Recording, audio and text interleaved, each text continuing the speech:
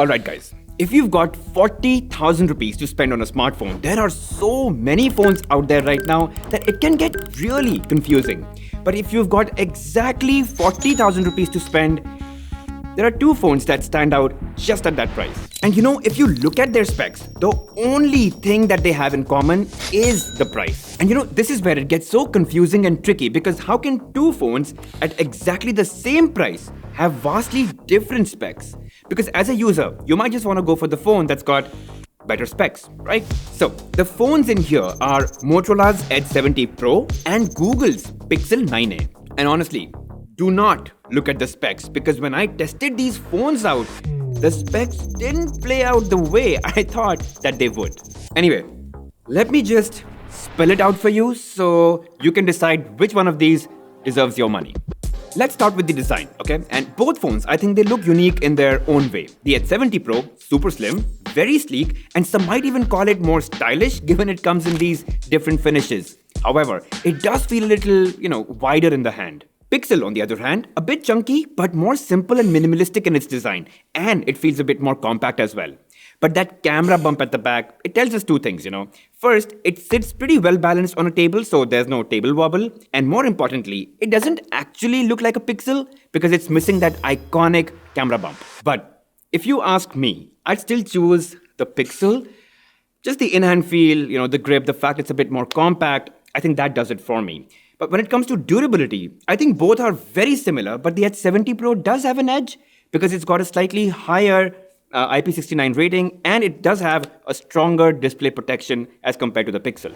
Okay, so to sum it up, I think design-wise, I'm going to give it to the Pixel, but durability-wise, I'll go with the Edge 70 Pro. But one thing about the Pixel really hurts my eyes are the bezels. I mean, even for a phone that's from 2025, the bezels, they take me back to 2017. Look guys, don't get me wrong, the Pixel display isn't bad otherwise. It looks nice, it feels quite sharp too, just like the Edge 70 Pro here. Both are super smooth at 120Hz, both support Netflix HDR playback, and are equally bright in bright sunlight. But really, it's the bezels on the Pixel that just make it look so outdated. It's just an eyesore to look at, nothing else. And especially when you compare it to the Edge 70 Pro here, which almost doesn't seem to have any bezels thanks to that quad curve display, so the viewing feels a lot more modern. Though, I do want to point out that in terms of display quality, the Edge 70 Pro does feel slightly more contrasty and punchy right out of the box, and the Pixel, it feels a bit more balanced in general. However, fortunately, Moto does let you switch to a natural color mode for the display, and that to me feels again, better balanced. So when it comes to display, I think the overall viewing experience is just better and more immersive on the Edge 70 Pro. Although display quality-wise, I think pretty much both are the same. So I guess I'll give a point to each for this. But let's come to the more important question. Which amongst these is going to perform better? First, let's just look at raw performance benchmark scores. And clearly, the Edge 70 Pro with the Dimensity 8500 Extreme beats the Tensor G4 on the Pixel 9a. But you know what? Benchmark scores aside, in real-world usage, which one is going to be better? Let's look at that. For example, guys, I played Asphalt on both the phones for 30 minutes, and while both the phones handled it well, the Motorola felt, smoother, given it supports 120 FPS, while the Pixel maxes out at 60 FPS. And so, the Pixel doesn't feel as much of a gaming phone, and Motorola just does it better. And so that goes to show that probably Moto has more efficient processing, or that it handles heat better. Then I thought, let's do a more relatable test. Okay, let's download and install a pretty heavy game and then see which one does quicker. And to my surprise, Moto was significantly faster at doing that than the Pixel. And just to be sure that this was not by chance, I tried another game which was Asphalt 9, which was about 3.5 GB. And even then, the Moto was a lot faster at doing the whole process than the Pixel 9a. And then, I took one more scenario, which was if you were to edit a video and then export it, which one would be faster? And I exported a 2-minute 4K video from both the phones, and the faster processor on Moto definitely outperformed and finished the export faster. Look guys, let me just make it very simple for you. Both the phones have the same high-speed RAM, but the Edge 70 Pro does have a faster processor and faster internal storage. And so even though the Pixel has very well optimized software, and so does the Edge 70 Pro, but for everyday tasks, I would just rely on the Edge 70 Pro because it's got, faster hardware internally. Now, Let's talk about the elephant in the room, the cameras. Because under 40,000, getting a phone with great cameras is super tricky. Let me just break down the specs on both these phones for you, and on paper, it might look like the Moto H70 Pro has the lead. But Pixel's AI processing is dangerously accurate, so don't underestimate that. And I think we've got to look at the samples to decide. And guys, straight away, if you notice, Motorola just takes slightly more vibrant pictures, which can be appealing instantly, especially the greens. I mean, they really pop out. Pixel, it goes for a more natural approach, and what you'd actually see with your eyes, especially like wooden furniture or even the greens, they have a more realistic tone. And so depending on what you prefer, more natural photos or more punchy photos, you can lean towards that phone. But one area where I guess Pixel does better is the dynamic range. Like this dark area is just better exposed over here, or in this shot, or even in this one. Same is the case with Ultrawide. Again, Motorola takes very eye-catchy, Instagram-ready shots, while Pixel goes for a more natural tone with slightly better dynamic range. In fact, there was this one shot where I did think the Motorola overexposed the sky, while the Pixel captured it pretty well. But when it comes to portraits, I think there is a clear winner. The H70 Pro definitely takes more pleasing portraits than the Pixel, and if you zoom in, it even captures more details than Pixel.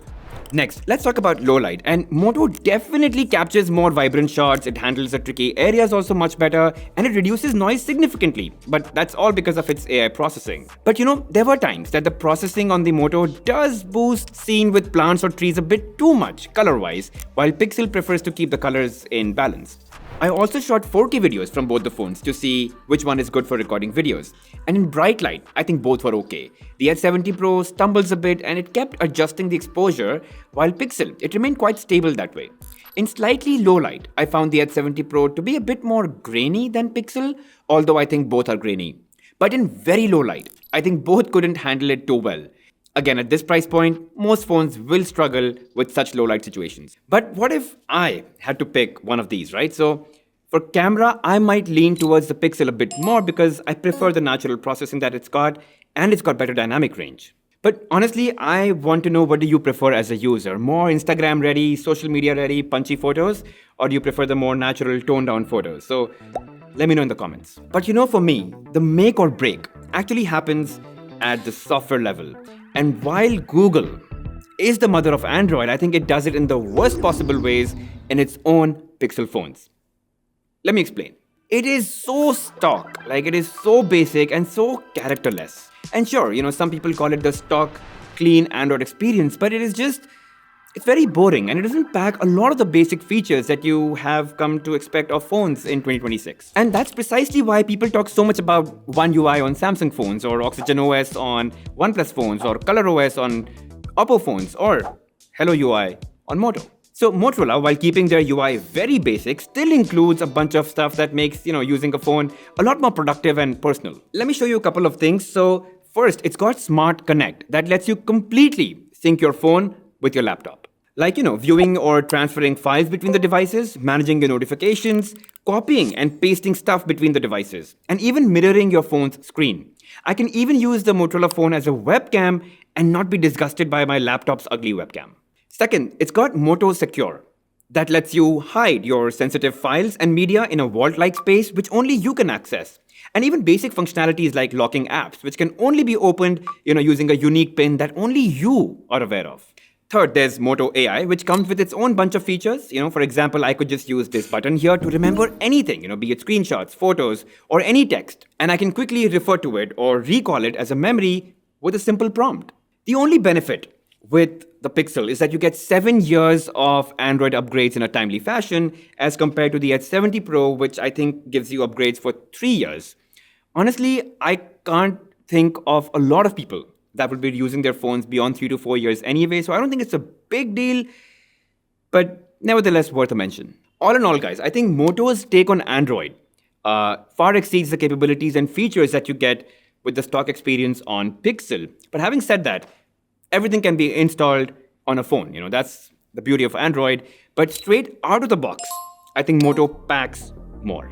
Alright, now let's talk about batteries, and both the phones will easily last you about a day. But the H70 Pro will have a slight benefit given it's got a 25% larger 6500 mAh battery compared to the Pixel. Also, with the Pixel, you don't get a charger in the box, and going from 0 to 100% is painfully slow. And Moto, on the other hand, it comes with a 90-watt charger in the box and charges your phone to 100% in just over an hour.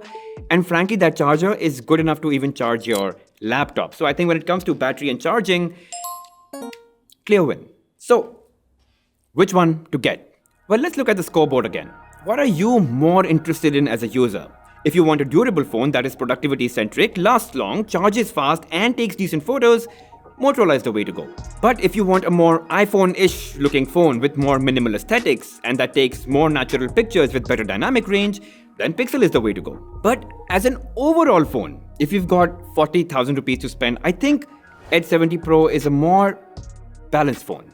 You can straight away get it on Flipkart for this price as of now, but honestly, given how prices are swinging these days, if I were you, I will double check all the prices regardless of when you're watching this video. And by the way, you can also check out the Edge 70 Pro Plus. It's pretty much like the Edge 70 Pro, but it does have a 15-watt wireless charging and a 3.5x periscope telephoto camera in it. So, do check that out as well. But yeah, that's it guys about these two phones. If you still have any questions, doubts, comments, let me know in the comments section. I'll definitely help you out. And if you did enjoy watching the video, make sure you hit that like button, subscribe to the channel guys, hit that bell notification icon and mark all. Really helps the channel grow. I'll see you guys in the next one.